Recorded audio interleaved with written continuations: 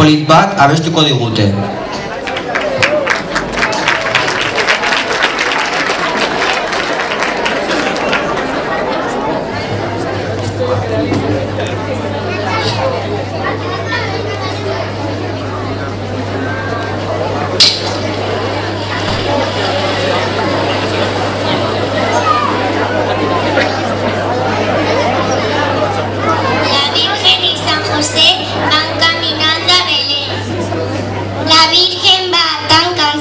Caminar no podía.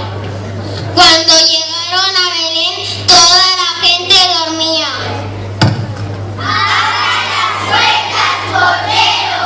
¡A San José y a María! Estas puertas no se abren hasta que amanezca el día. ¡Vamos!